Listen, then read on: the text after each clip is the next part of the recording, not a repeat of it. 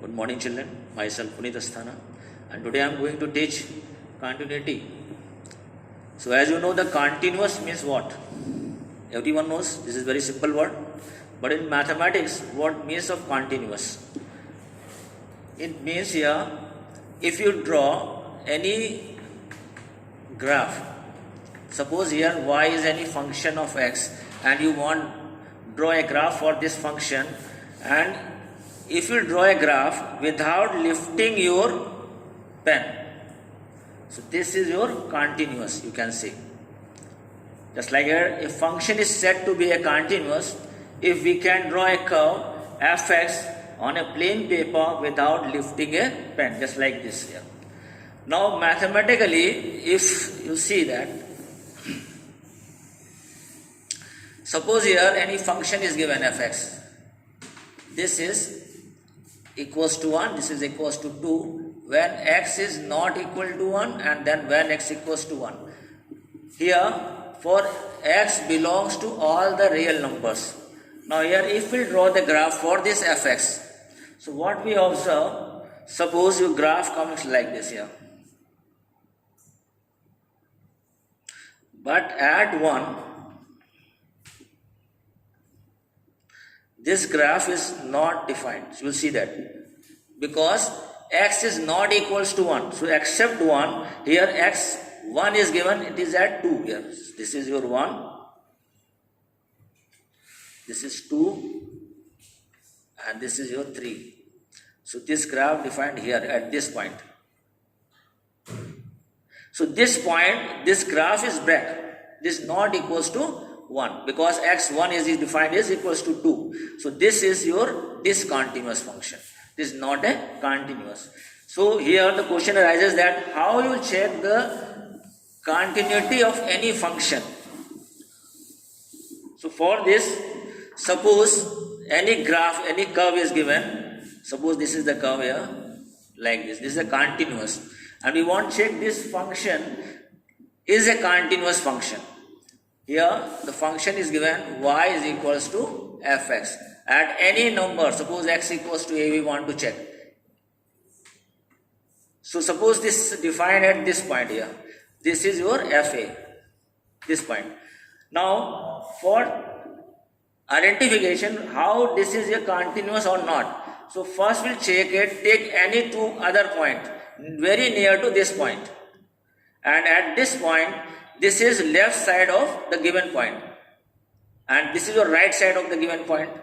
It means if any function, just like limit x tends to a are 0, the left of this function is same as the limit x tends to a plus of the given function is equals to the given function.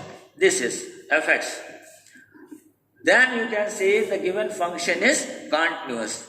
Practically these 2 points are very near to the given point. So if limit x tends to a, left limit minus indicate the left side. You can write this thing also like this here. Left limit x tends to a fx. This is equal to right. X tends to a fx. This is equals to given limit fx. Here it is minus, this is plus. This sign indicated that the left limit and the right limit. Left means less than the given function and plus means greater than the function. So if this is followed, this one is followed here, then you can say the given function is a continuous function. Now take one other examples also. Here, this continuous function is true for the given functions also. If f and g, these are the composite function, last time I was explaining here. So for this, these are the continuous at the point x equals to a. If f plus g, you know what means of this f plus g? F plus g means you can say fa plus ga. These are two different functions here. At x equal to a, these are continuous. Similarly, f minus g, this is also a continuous, and f dot g, this is also a continuous on a given limit. Okay? Now see some more examples for the continuous function.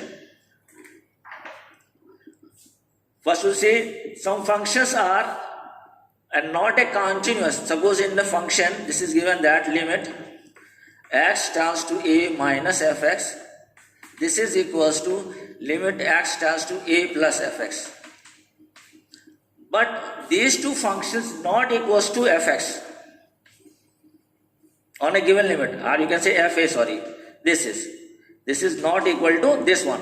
So this type of function is, you can say, that is renewable at discontinuity. That is, given a function fx is said to have a renewable discontinuity at x equals to a if limit fx is equal to limit x tends to plus a. This left limit is equal to right limit, but the common value is not equal to fa.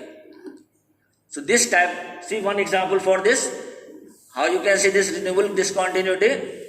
Suppose I take x square minus 4 upon x minus 2.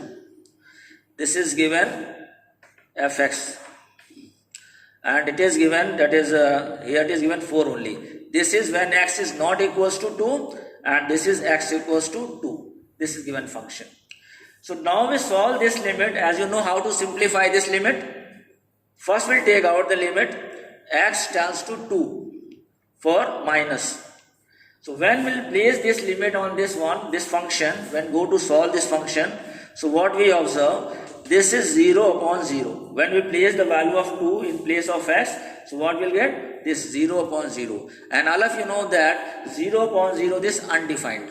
This is not defined. So it means this limit is not, you can't simplify it, not solve. But when you simplify this limit, then you can actually find out what actual value it is. How to simplify it? See, when we'll go x tends to 2, in place of x square minus 2, you can factorize this here. This is your x plus 2 and x minus 2. This is difference of 2 squares here upon x minus 2. So this x minus 2 cancel. So what left? Limit x tends to 2, that is only x plus 2. You can say this is. Now when we place the limit here, what will get? 4. Now this is equals to 4, means that is a given limit. So you can say this function is continuous at x equals to 2. So this is the continuous function. We'll take some more examples. In this chapter, basically the questions comes to check the continuity of a function, or if the function is continuous, then you must take out the value of unknown variable. It is given just. See, just like this question you see that. Here it is given that find for what value of k the following function is continuous. We want to find out that particular value at which point it is. So what the function is given? Function fx, this is defined, this is 2x plus 1 and this is k and this is 3x minus 1. This is given. This is for which value? When x is less than 2. This is when x equals to 2 and this is when x is greater than 2. So when we'll go for this, what we'll check? First we'll take out the left limit for the given function. X is 2 minus fx. So for this left limit, when x is less than 2, which function will take? This is the function. This is defined when x equals less than 2. So in place of this fx, we'll write x tends to minus 2, f means here 2x plus 1. It is. Now in place of, resolve this limit, in place of s, replace this 2. So what we'll get? 2 into 2 plus 1, that is 5. So this is your left limit. Similarly, you'll find out the right limit. Limit x tends to 2 plus fx. So for right limit, the function is this. It means limit x tends to 2 minus, this is 3x minus 1. Now replace the limit. 3 into 2 minus 1.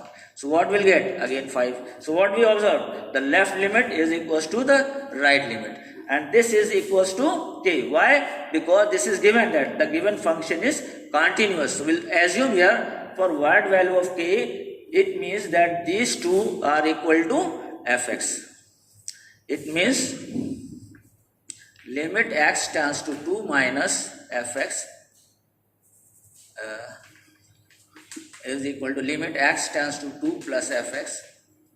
This is equals to limit x tends to a fx. This is. So here in place of this, what is given? This value given at 2, the function is k only. So you can write, here already taken out these two values were equals to 5 only. So 5 is equals to k. So for this value, the given function is continuous. One more example, see, just like next one is given. Here it is given.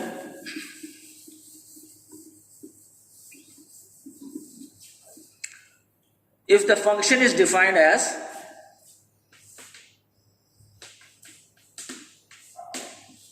this x plus 3 whole square and minus 36 upon x minus 3. This is given when x is not equal to 3, and this is k. This is given x equals to 3. So same thing this one also. First we'll resolve this limit when x is less than 3 and greater than 3, means right limit and left limit. And after that this limit put is equals to k, that is equals to the value of k. For this is a continuous. So you know how to simplify this one? You know the formula here. What the formula? In the class 11th, all of you learned the limit. How to resolve this? X to the power 1 n minus this. This is this is equal to what? N a to the power n minus 1. This formula used and simplify the list limit. Resolve it. Okay. Now few more examples we'll take. Suppose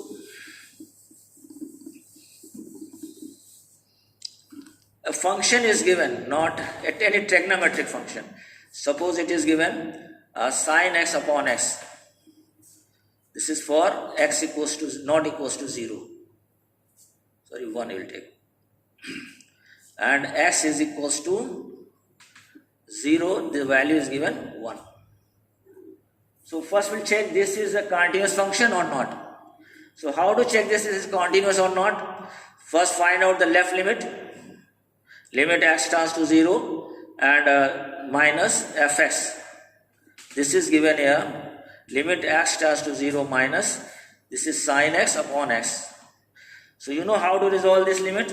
In class 11, all of you learned the value of sin x upon x for the limit x tends to 0 always equals to 1. So directly here you can put here. This is equals to 1. Similarly, the right also the same value will come. 0 plus fx, this is equal to 1, and this is equal to what? X equals to 0 already given 1. So you can say the left hand limit limit x tends to 0 minus fx. This is equals to limit x tends to 0 minus fx. This is equals to fx. Limit x tends to 0 fx. All this equals to 1. So you can say that given function is continuous. Okay, take one more example for modulus function. Suppose any function is given.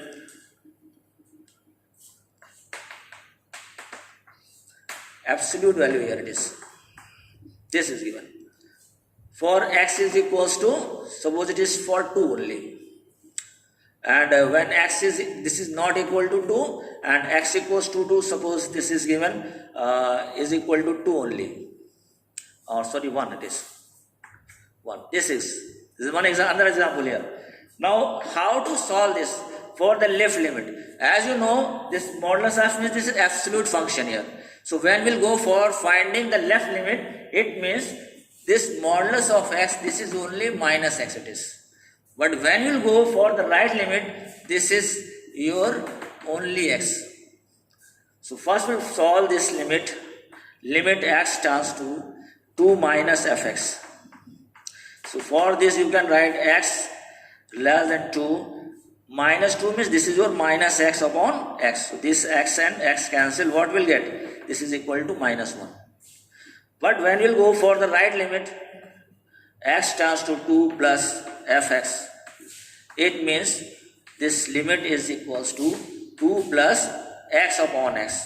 This is equal to 1 only. So what we observe that this limit, left limit is not equal to the right limit. So it means the given function is discontinuous function at this point. So like this you can solve the rest of the problem from this chapter, and the next day I'll explain how to remove this discontinuity to the differentiability and further questions. Okay, thank you for this.